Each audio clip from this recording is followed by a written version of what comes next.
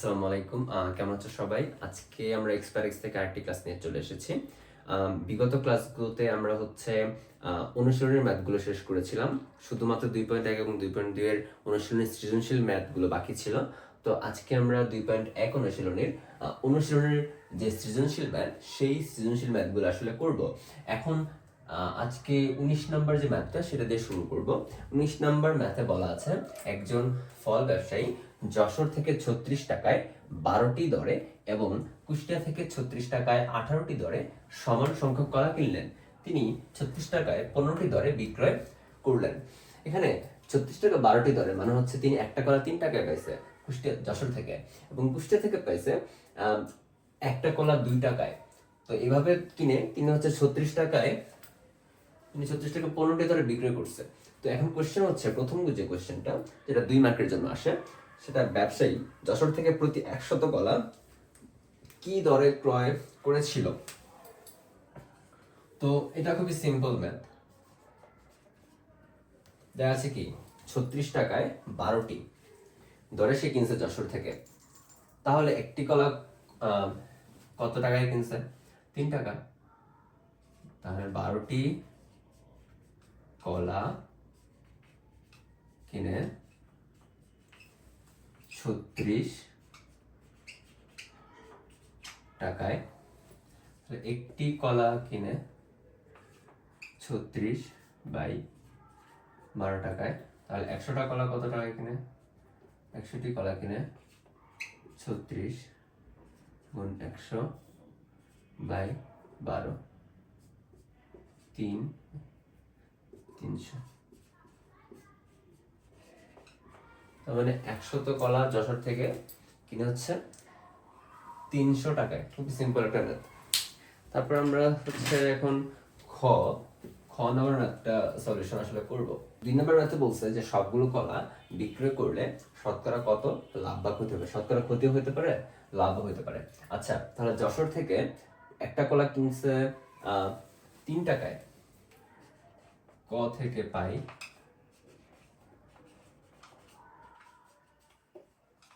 যশোর থেকে একটি কলা কিনে 3 টাকায়, এবং কুষ্টিয়া থেকে যেহেতু 36 টাকা 18টি দরে সমান সংখ্যক কলা কিনেছে, তাহলে একটি কলা 2 টাকায় পেয়েছে না, এবং কুষ্টিয়া থেকে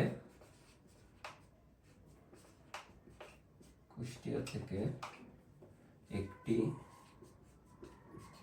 কলা কিনে 2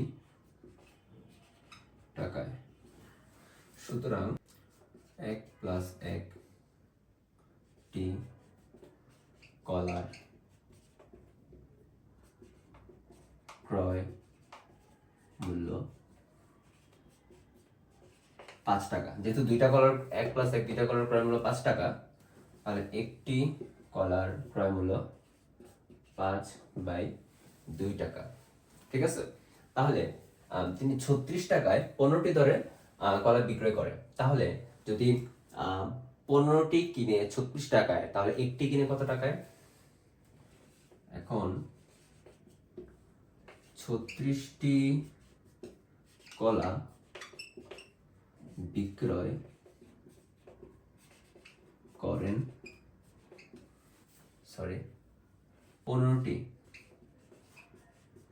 কলা বিক্রয় করেন 36 টাকায়। তাহলে একটি কলা বিক্রয় করেন কত টাকায়? 36/15, এখানে 12/5 টাকা। তাহলে এটার থেকে এটা ছোট না? এটা 2.5 হয়, আর এটা 2.5-এর কম হয়। এটা মানে 2.2 হয় যদি আমরা ফ্র্যাকশনে আনি। তাহলে এখানে যেহেতু ক্রয় মূল্য বিক্রয় মূল্যের থেকে বেশি, তাহলে এখানে ক্ষতি হয়, তাই না? এখানে কোয়েশ্চেন করেছে সবগুলো কলা বিক্রয় করলে শতকরা কত লাভ বা ক্ষতি হবে। তো সবগুলো কলা বিক্রয় করলে আসলে ক্ষতি হবে। এখন কত পার্সেন্ট ক্ষতি হয় সেটা আমাদেরকে হচ্ছে দেখাতে হবে। তাহলে আমরা এখানে নোট নিয়ে রাখি যে ক্রয় 5/2 টাকা, বিক্রয় 12/5 টাকা। একটি কলায় ক্ষতি হয়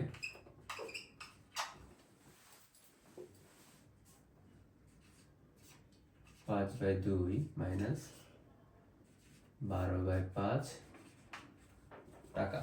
1/10 আসার কথা, তো 5, 25, 2, 24, 1/10 টাকা। একটি কলায় ক্ষতি হয় 1/10 টাকা। আমরা হচ্ছে শতকরা কত পার্সেন্ট ক্ষতি হয় সেটা বের করব। তাহলে 5/2 টাকায় ক্ষতি হয় 1/10 টাকা। 1 টাকায় ক্ষতি হয় 1/10 ইন্টু 5/2 টাকা। ওকে, এখন 100 টাকায় ক্ষতি হয় 1 গুণ 2 গুণ 100/10 গুণ 5, 50, 2, 4 টাকা। সুতরাং 4%। ঠিক আছে, তো এই ম্যাথে সবগুলো কলা বিক্রয় করলে শতকরা কত লাভ বা ক্ষতি হবে? ক্ষতি হবে। এখন আমরা হচ্ছে যেহেতু 5 টাকা ক্রয় মূল্য, তো একটা কলার দাম 5/2 টাকা মানে 2.5 টাকা। 2.5 টাকায় ক্ষতি হয় 0.1 টাকা বা 1/10 টাকা। তো এটা কত পার্সেন্ট ক্ষতি হয় সেটা শতকরায় বের করতে হলে 5/2 টাকায় ক্ষতি হয় 1/10 টাকা বা 0.1 টাকা। 1 টাকায় ক্ষতি হয় আমরা হচ্ছে ঐকিক নিয়মে করছি, এবং 100 টাকা ক্ষতি হয় আমরা ঐকিক নিয়মে ফেলে আমরা হচ্ছে বের করে নিলাম। তাহলে কত আসে? 4%।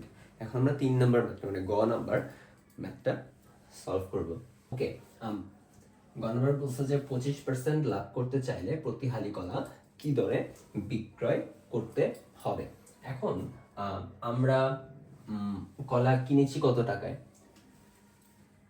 2.5 টাকায় না?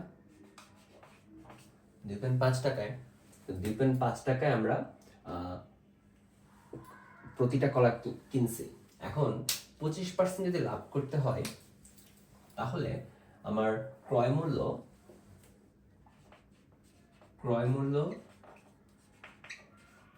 100 টাকা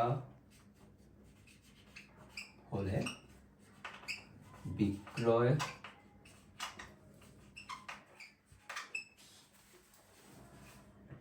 125 টাকা। এইটা তো আমার যদি 25% লাভ করতে হয় তাহলে আমার এটা করা লাগবে যে ক্রয় মূল্য 100 টাকা হলে বিক্রয় মূল্য 125 টাকা। এখন ক্রয় মূল্য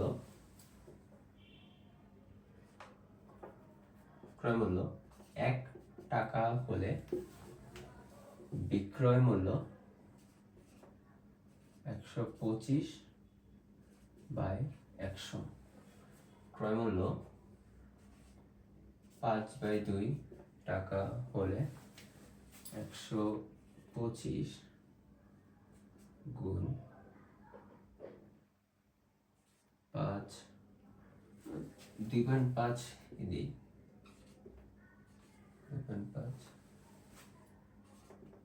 2.5 বাই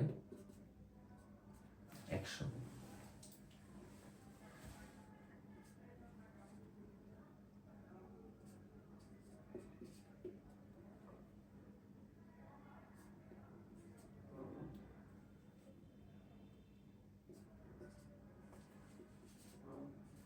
পঁচিশ বাই 8 টাকা। একটা কলা হচ্ছে 25/8 টাকায় বিক্রি করতে হবে, তাই না?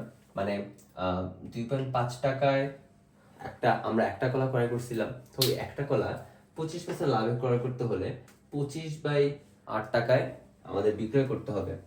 তার মানে একটি কলা বিক্রয় করতে হবে 25/8 টাকায়। এক হালি কলার কথা বলছিল না, প্রতি হালি কলা কি দরে বিক্রয় করতে হবে? 4টি কলা বিক্রয় করতে হবে 25/8 গুণ 4, 25/2, 25/2 টাকায়। এত টাকায় বিক্রয় করতে হবে। এটা হচ্ছে আমাদের 19 নম্বর ম্যাথ। এখন আমরা 20 নম্বর ম্যাথটা করব। 20 নম্বর ম্যাথে বলা আছে কোনো আসল 3 বছরের সরমুনাফা সহ 28,000 টাকা এবং 5 বছরের সরমুনাফা সহ 30,000 টাকা। এখন প্রশ্নে যে ক নাম্বার ম্যাথটা, সেই ক নাম্বার ম্যাথ হচ্ছে ওই মুনাফার সূত্র, আর মুনাফার সূত্র কিভাবে ডিনোট করা যায়, মানে মুনাফার সূত্র I equal to P energy, I দিয়ে কি বোঝায়, পি দিয়ে কি বোঝায়, এটা হচ্ছে ব্যাখ্যা করতে বলছে। তো এটা আসলে তোমরা পারবা, এবং আমরা প্রথম ক্লাসে হচ্ছে এটা ব্যাখ্যা করেছি, তো এটা আমরা এখন করাবো না। তো এই জন্য আমরা 2 নাম্বার ম্যাথ থেকে, খ নাম্বার ম্যাথটা থেকে সলভ করবো। মুনাফার হার নির্ণয় করতে বলছে। তো এটা আমরা অনুশীলনী ম্যাথগুলো করার সময় করিয়েছিলাম, তো এটা সেম ভাবেই হবে। তো এখানে দেয়া আছে যে 5 বছরের সরল মুনাফা সহ 30,000 টাকা। তাহলে 5 বছরে মুনাফা আসল 30,000 টাকা, 3 বছরে আসল 28,000 টাকা। তাহলে 2 বছরে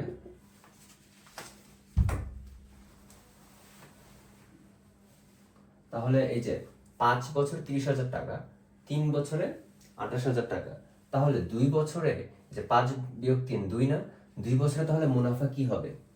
এই যে 30,000 থেকে 28,000 বিয়োগ দিলে আমরা এই 2 বছরের মুনাফাটা পাবো। তাহলে 2 বছরের মুনাফা হয় 2,000 টাকা। তাহলে 2 বছরে যদি মুনাফা 2,000 টাকা হয়, বছরে মুনাফা 2,000 টাকা, তাহলে 1 বছরে কত? 2,000 ভাগ 2, তাহলে 3 বছরে কত? 2,000 গুণ 3/2, 1,000, 3,000 টাকা। ঠিক আছে? তো 3 বছরে হচ্ছে মুনাফা 3,000 টাকা। তাহলে এখানে কি দেয়া আছে? কোন আসল 3 বছরের সরল মুনাফা সহ 28,000 টাকা হয়। তাহলে 28,000 থেকে 3,000 টাকা বাদ দিলে কি হয়? 25,000 টাকা। তাহলে কি আসলটা হচ্ছে 25,000 এবং মুনাফাটা হচ্ছে 3,000। ঠিক আছে? এখন আমার বের করতে হবে মুনাফার হার। ঠিক আছে? তাহলে 3 বছরে আমরা, তো এই ক্ষেত্রে প্রথম ক্ষেত্রে তাহলে এখানে আসল কত? আসল P is equal to হচ্ছে আমরা 25,000 পেলাম। কারণ কি আমরা মুনাফা পেয়েছি, 3 বছরের মুনাফা পেয়েছি 3,000 টাকা। তাহলে মুনাফা I is equal to 3,000 সময় n is equal to 3। তাহলে মুনাফার হার R is equal to question mark। তাহলে আমরা জানি কি I is equal to PNR। তাহলে R মানে হচ্ছে I/PN। I এর ভ্যালু কত? সরি, 3,000 টাকা। তাহলে P এর ভ্যালু কত? 25,000, এবং N কত? 3। তাহলে যেটা R আছে তাহলে 100 গুণ হবে। তাহলে এই 100, 25, 250, 3,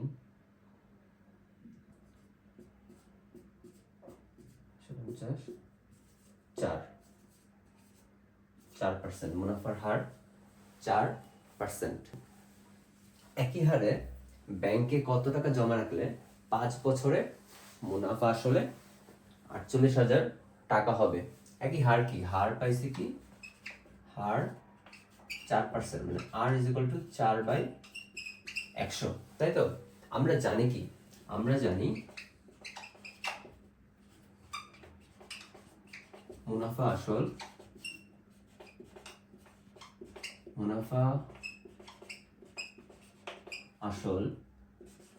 A is equal to মুনাফা প্লাস আসল, তাই না? তাহলে আই মানে কি, আই মানে PNR প্লাস পি, তাহলে পি এখানে কমন নিতে পারি না, পি কমন নিলে 1 প্লাস NR, এটা আমরা পাই না?